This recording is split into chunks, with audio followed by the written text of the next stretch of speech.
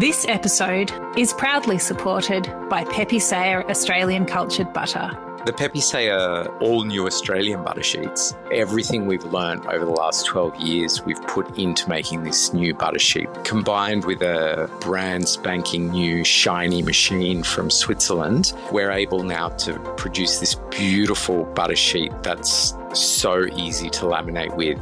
So it's pliable, it's very fresh. If you're an Australian baker buying our butter sheets, they're made weekly. The formulation, it's a beautiful unsalted butter that will work for savoury and sweet. I think it's a perfect balance there. The bakers and pastry chefs that are using it are just raving about it.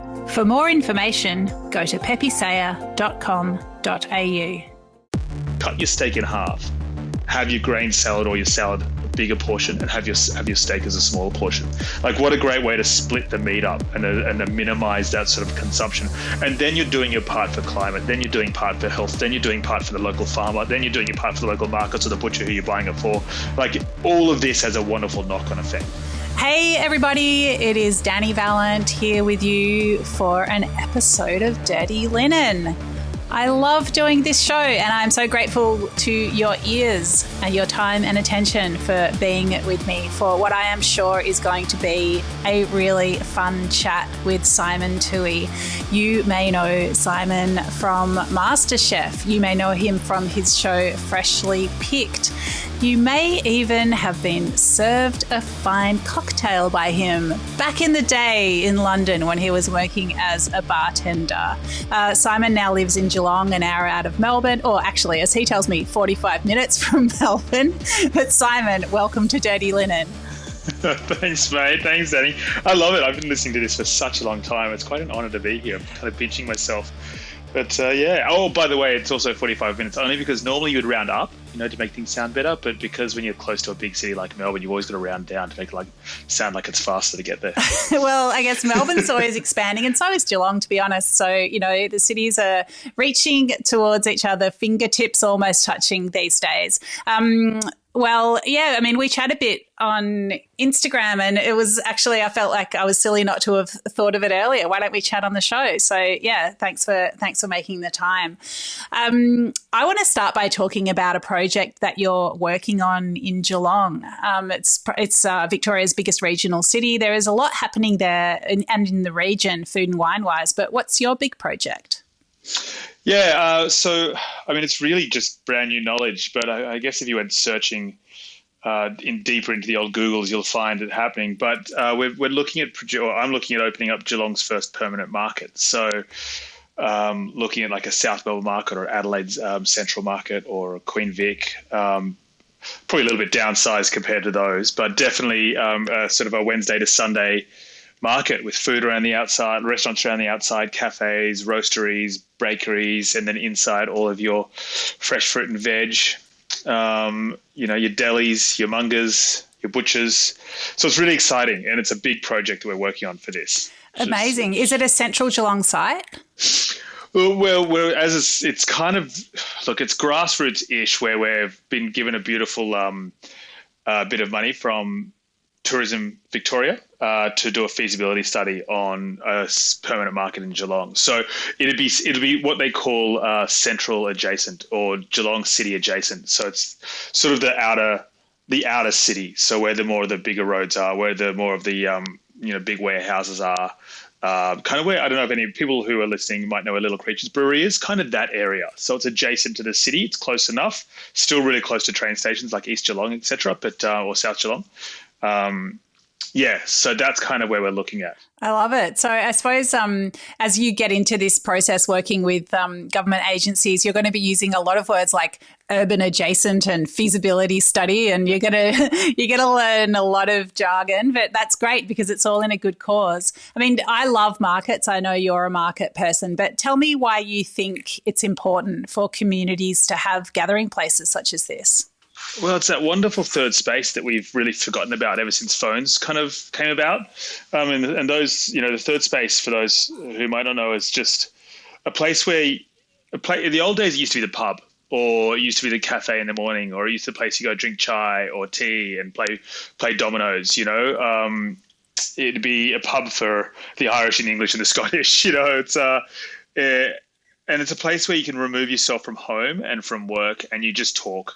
And you talk about life and you talk about things. And I mean, I guess it's the modern version of a psychologist in a way, where you sort of, put your grieves out there and all your problems to your friends, and hopefully you can listen to it and help each other out. That's kind of the idea. And so when it comes to markets, I think it's one of those beautiful, all-encompassing places where friends of yours and also acquaintances can come along and sit and have their morning coffee and breakfast and go do their morning shopping, and the kids are safe to be able to run around and sort of like have some food and play and understand food and where it comes from. And then if we're lucky enough, get them to stay for lunch, and then off they go back home. And so as a space, it is so important for the community to have, because everyone wants to be a part of a food community. I believe so. At least something to do with it, consuming something like food and agricultural or horticultural products. I think you never know what's going to come from those connections, or how important and rich they can be. And I was just, I grew up, I did grow up pretty close to Paran Market, but then so did my kids. And so I would take them. A lot of people listening will know Pinot's Fine Produce, and John, who's the fruiterer there.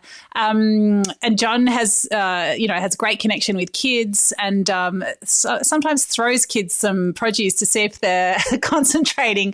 And he would throw my kids an orange or an apple. And so often in those early days, they would just drop them onto the ground. And it actually prompted me to work on my kids' ball skills. So we would go home and do catching practice, specifically so that, sure, fine, school cricket team, whatever. But no, it was so that they could catch the fruit and veg thrown at them by John at Paran Market. I love that. My mum would be proud of you for that one, because that's the stuff that she is a sports person. She could out throw me until I was 18. She had such a good arm on her. She played, state softball and up into the older days as well. And throwing and catching was like, we used to throw. My brother couldn't catch very well, so we used to throw things at him just to laugh at him. Which was a great time. But he needed his John from Pinot's catching practice as well. Yeah. That's so beautiful. I mean, I remember going to the delis and them giving us little Twinkies for free. Remember those little Twinkies or Twiggies, or what are they called? The spicy salami sticks? Yeah. Little we used to go stick. to the delis. Yeah, that's right. Delis and butchers and stuff. And they'd always give us one of those. And, and then I remember in the UK, they'd always give you like a bag of samphire with your fish. So it's all these sorts. Yeah, well, I mean, before samphire became really bougie and popular in restaurants, they used to give you, you'd order your mackerel or whatever it could be that you'd be buying, and they'd give you a bag of samphire, which was just sort of like the garnish around all the fish anyway. And it was delicious. You'd have that as a little part of your salad on the side when you're having your grilled fish or whatever at home. That's so interesting, isn't it? Just such different connections and little snippets of knowledge that you carry with you. I suppose, Simon, when I think about markets, I'm thinking about fruit, veg, plants, and I know that that's such a big part of, what you carry through in your content and your life more generally. Like, let's talk about, living or eating, cooking more with plants. So how did that sort of raise itself or a big focus for you? Yeah, I mean, it started with my wife, actually, with now wife. But when we first started dating, her family were more of her brother was vegan, her mum was sort of whatever the kids are eating because it's convenient sort of thing. How that role reverses in some ways. But and then I was like, well, this is delicious. Like, I don't need it at all. And it's funny because we've come from a family of meat eaters. My dad was a farmer, and my mum, has always been. My dad was a fisherman, and I was a fisher, and my dad was sort of a farmer, and then was the head of the meat industry for Australia, the Cattle Council of Australia. It was quite funny me going into the plant-based world. That is quite embedded, yeah. It is, isn't it? Really, like the meat and 3 veg growing up was huge when it came from him cooking. My mum was an amazing cook, but we can get into that later on. And MasterChef sort of look. I'd be lying to say that it wasn't sort of a tricky sort of like financial gain purpose where I'll be like, okay, look, no one has ever touched, like we've got butchers, we've got fishmongers, but we haven't got anyone who's really focusing on the cooking and preserving of vegetables as sort of like a place where it's really trying to drive the message forward that vegetables are delicious. They don't have to be the side dish. You can have it with or even more so and then minimize your meat content. And so George's family were mainly plant eaters, and then MasterChef, I went on with the idea of opening up a vegan smokehouse or a plant-based smokehouse, and I did that in Williamstown, and it just again excited me knowing that not many people have done this before. It is a really cool concept. I want people to eat more veg because it's so good for you. And, and that's just a byproduct. It doesn't have to be good for you. I can fill it full of butter or plant-based butters or, your fats from different things, and you can ruin it entirely. What is it? Not Doritos. What's the other one? Oreos are vegan, and they're just so bad for you. So it was just exciting to know there was a quite untouched area by a lot of sort of home cooks, and I really wanted to no longer be the big voice that changed people's thoughts on plants. And so, I mean, was there an ingredient or a dish or, I don't know, like what's your sort of one of your big ins with people that perhaps are a little bit skeptical? I got in MasterChef with a broccoli dish using broccoli stems, so zero wasting and using the stems instead of the florets. And I also got out of MasterChef with a broccoli dish, which I took off the florets and called it a naked broccoli, and it ruined me entirely. It was quite embarrassing. But so if there's anything like that, I think really the angle that I go towards is using fire and color. I mean, we all know when you're cooking meat on a barbecue, the flavor is just that much better than cooking it in a pan at home, or cooking it in a pan in general. And I think the same thing goes with plants, but people are just so afraid and don't know how to use it. So putting color onto vegetables would be the direction that I would go towards. Putting vegetables on fire is some of the greatest things you could ever do, especially brushing it with a little bit of oil, spraying it with a little bit of vinegar, and then grilling it over the flame. It is sensational. I mean, yesterday I was cooking, I lit the fire yesterday, not thinking that I think it might have been a total fire ban, but I don't think it was. I did check into it, but I was a bit worried on that day. I was like, oh God, actually it's quite hot. But I made a fired rice. So instead of, your regular fried rice in a wok at home, we've got induction. It doesn't get hot enough, and woks don't really work on induction. I was like, well, how can I get that wonderful flavor you get from the beautiful fried rice you get from a Chinese restaurant? And so I chucked it on these beautiful fired cookware, which is a grated cookware thing, and I put it on the fire outside and made a fired rice. And it was just epic, that little kiss of flame, grilling the vegetables on the same thing, mixing it all together, then tossing it through some of your dressings at the end. So with people at home who want to really love and understand a bit of or who really want to try a different way of cooking vegetables, adding that sort of level of color is amazing. And if you haven't got a fire, under the grill on high heat and get some beautiful color on that way is fantastic as well. Simon, what have you learnt about like communicating around food just through developing recipes and trying to get people excited about veg? It's a huge world, and it's really hard to get everyone to listen. It's just like you think you're waxing lyrical about something, and then you realize you were just the tiniest drip of the ocean trying to spread a similar message to, let's just say yourself or another friend of yours who's working in the same sort of area. So it's like the message is beautiful, and I really want to keep striving for it. But you realize there's so much work to do to be able to get everyone to listen or get everyone to see it, not really listen, but get everyone to see it. We understand the algorithms of social media and how hard it is to get, big engagement. And sometimes you get huge engagement, sometimes you flunk completely. So yeah, I think that's the tough one for me. Yeah, well, I think also people are always at a different place in their cooking journey. And I know from doing cooking classes myself, some people are just, you do a recipe with mint and someone's sitting there thinking, well, I don't like mint, so I won't be able to make that.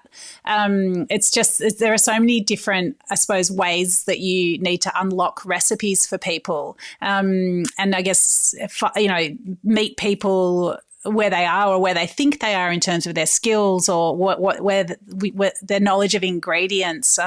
It is really easy to lose people. Yeah, you're right. And I think that's so true because, I'd write a recipe and I'd say, adding, let's just say garam masala for argument's sake. And I didn't put it in the method, and they were sort of thinking, where would it go? At what stage would it go? But if someone said to add garam masala to me, I'd be like, oh, I know exactly where it's going to be. And you really have to accommodate for everyone possible. But at the same time, I want to be creative. So I want to make things exciting for me too. So it's finding a balance where I can teach and put recipes out for everyone to understand, but I don't get bored from the mundane, that I can keep reaching for. I think fermentation is probably one of those great things for me, which is where that goes to. But yeah, that's an interesting point on that one. It's you mentioned your farming and fishing or fisher background in your family. I mean, what place did vegetables have when you were a kid?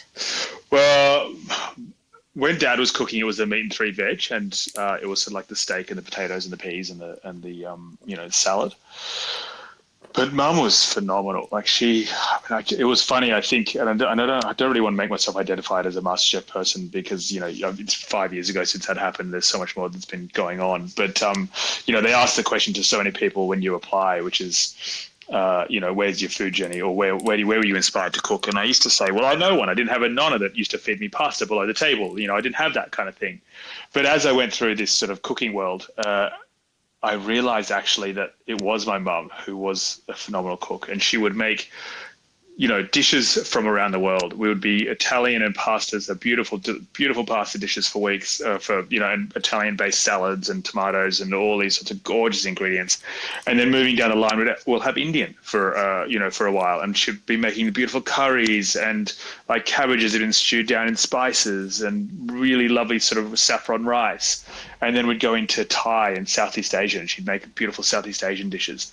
And it blows my mind now thinking back, when you talk to friends of yours who sort of grew up eating meat and three veg, and that was kind of all they ate, maybe a lasagna here and there. I was quite spoiled. And I think the creativity on that side of things is where it went towards. And so I have to thank all my history of that. And I guess a lot of the times Mum used to cook a lot of plant-based, meals. It was cheaper. It was quicker.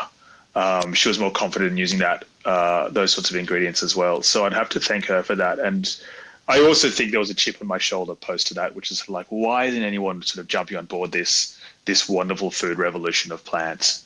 And so I think I wanted to sort of do that little scream on top of the rooftops. No, this is good. Let's continue this. Let's make this happen. Let's get that snowball effect to happen. One of the big, I guess, transitions in my food history when I was a kid is my little sister became vegetarian when she was 10, and that really opened up the whole family's palate, I guess. Mum wasn't going to be bothering cooking all these different meals. So, she got a lot into, I guess, Middle Eastern flavors and a bit of Indian and spices. And it was really, I thank my sister. She's, still vegetarian decades later. And it's, I think as a family, we all learnt so much about food and different ways to use those veggies we were coming upon at Perand Market back in the day. Well, this is it. Like I was at the smokehouse today, just around the corner from us, and I was talking to Sarah, who's the owner. She's just a phenomenal human being. And she was talking about how she was a vegetarian vegan for many years.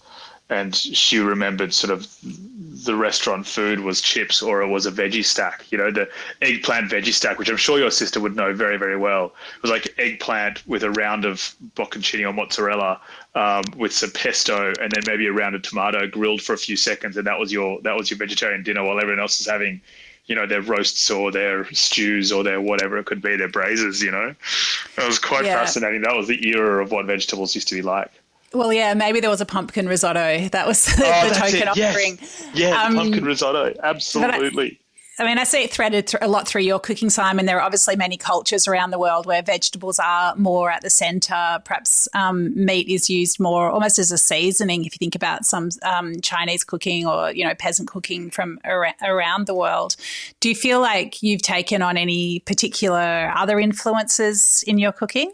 So, I guess it's really, the idea that sort of Central Asia, so India, Pakistan, Bangladesh, Sri Lanka is such a huge influence in the world of spices and vegetables. It's like 51, what is it? I can't remember, 51% of India is vegetarian.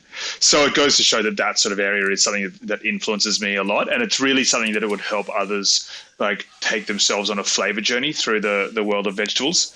And if you think it as well, like Sri Lankan cuisine, if it wasn't for, their seafood, which is divine, of course, but they use coconut oil in the majority of their oils across the board. So if it hasn't got seafood or a very small amount of meat that they do consume, then it is a plant-based world, which is quite fun. So it's really great to see those beautiful cashew curries or beetroot curries or, again, the shredded cabbage sort of style fries. And then, look, it's then you just can jump over to Japan and play a little bit with tempura, or you can play a bit with with seaweeds and all these sorts of kombu. Yeah, so all these sorts of things. Like so much diversity and so much variety. Yeah.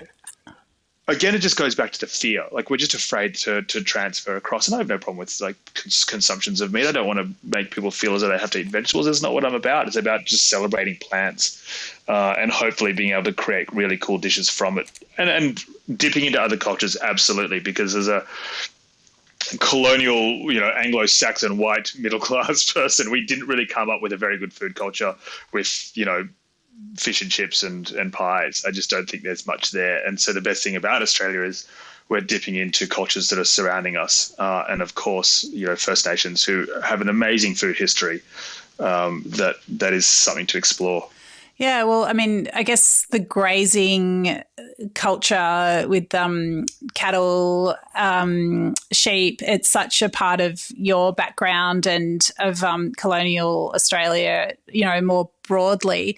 Like, what would you like to see in terms of farming, the way we interact with farms, perhaps, as you think about that supply chain through to the market that you're creating? Where do you think we're going there? It's kind of scary. I think sometimes we have to go extremely the other way before we can realize we've done something bad, or something is not right, or is a miss. And I worry about how much we have to fix because we're taking so long to make those changes. The markets are focusing on hyperlocality in its food produce and its food sourcing. So it's 100 k's within the Geelong and Bellarine region, which is great because it brings on King Island, it brings along a little bit of Mornington Peninsula, and heads all the way out to Ballarat. And there's some, as I truly believe that it is the food hub or the food bowl of Victoria because of its coastline. We have amazing Port Arlington mussels, which are fantastic, and we have amazing, beautiful small farmers who are producing great things, really wonderful things. It's a really big topic because I struggle to engage with the duopoly of what we have, Coles and Woolies, who are really causing a lot of troubles with the wasting of food. A third of the food that they buy in goes to waste. The farmer wastes a third because it's not up to standard of the supermarkets, and then a third from the home consumer goes to waste as well. So if you think about the numbers of that, it ends up just being massive. And so what we believe in this world is that the scale is the most important part. The bigger your production, the more money you'll make. But in fact, quite a lot of the times it can be reversed. Whereas your diversity in food and the style of what you're growing is the most important and can be more beneficial for you and your back pocket. And you look around to the region of Geelong, there's a lot of canola, so obviously part of the mustard family, the brassica family, which creates its own issues as well because they are one of the most sprayed forms of crop in monocrops in the world, which brings in again a lot of cabbage moths because it's a brassica, and then that just tears apart everyone else's home garden because we can't diversify from what they're growing, and the money that they're getting from that then drives them to keep going, getting subsidized and pushing forward. And so they don't really know how to grow anything else. So the markets is going to focus really heavily on the individual, the smaller growers, the smaller producers, and give money directly back to them, especially if they have a surplus or they've got ugly veg. We can help control that. We can bring in backyard farmers who have just like too much garlic or too many zucchinis and cucumbers or whatever it could be, and they can come and get a plot of land and they can a little plot at the markets, and they can sell them on weekends with a couple of their friends and make a little contribution to their own back pocket as well. So it's a big conversation. It's a huge conversation. And I mean, you really touched on a lot of stuff there, but I love it because I think what you've sort of shown, what you got to, with the backyard garlic is the resilience of diverse food systems and community, and how when we're having conversations and we've got places that we can gather, that you can, I suppose, start to understand some of the bigger food systems issues and, tackle them from the ground up. when you start looking at small, I mean, I guess this isn't really a small town, but you look at smaller environments and small farming lands, etc. There is space for that. There is space for people like myself and others who grow their own food to come in with open arms and be like, hey, do you want to sell this with me at these markets? It's only going to cost us $40. We'll get a 3x3 stand and we'll basically, sell it for nothing, but we just want to have a good time and make some good friends. And then we'll have a glass of wine at the end and celebrate with our winnings. You know what I mean? Like, it's just, there is space for such great people to come in and celebrate good food. Keeping that hyper sort of feeling about it all is really where we're at, to making sure people feel loved and cared for, and that we're not forgetting about the smaller people. I love that optimism and sense of opportunity in everything that you're saying. Simon, we've just got a couple of minutes left, but for someone who's, let's just assume that I'm terrified of creating a meal around plants. I just can't really get my head around that. Where's the steak? Where's the chicken breast? Talk me through it. Get me excited about making my next dinner more plant-based. Isn't that cool? What a good question. Yeah, it's the fear that's the issue, isn't it? So I think what we could really look at doing is not getting rid of meat at all. Like, I just don't think that's possible. It's not a real sort of goal. So what I'd talk to people about is like, let's just minimize the amount. So if you're going to make a lasagna, instead of adding all mince, why don't you try and get mushrooms and blend up some mushrooms and add that with your mince? And so you can have a mince and mushroom risotto. Lasagna. What a great way of doing it. Like, how cool is that? And then we talk about sort of risottos, and instead of having pancetta or some sort of speck or some sort of bacon or whatever it could be in your risotto, why don't you look at just adding, like we chatted before, pumpkin or saffron or something like that? Like, there's a bunch of different ways to minimize meat. Don't eradicate meat, because it's not something that's going to work in your psyche, because what's going to happen is you're going to go, well, I haven't had meat for these 2 meals. I'm craving meat, so I'm going to have a massive amount today. The idea is let's have your cake and eat it too. So if you're going to have a salad or a grain salad and a steak, then have your grain salad and your steak. Absolutely do it. But cut your steak in half, have your grain salad or your salad a bigger portion, and have your steak as a smaller portion. And then if you really want to, have a steak sandwich and salad tomorrow morning, or tomorrow for lunch, take it to work. Like, what a great way to split the meat up and minimize that sort of consumption. And then you're doing your part for climate, then you're doing part for health, then you're doing part for the local farmer, then you're doing your part for the local markets or the butcher who you're buying it for. Like, all of this has a wonderful knock-on effect. I love it. You make it sound so actionable and also delicious. Real action, right? Like, there's no point in making this sort of like everyone should be vegan now and that's the only way. It just can't. It's just not realistic.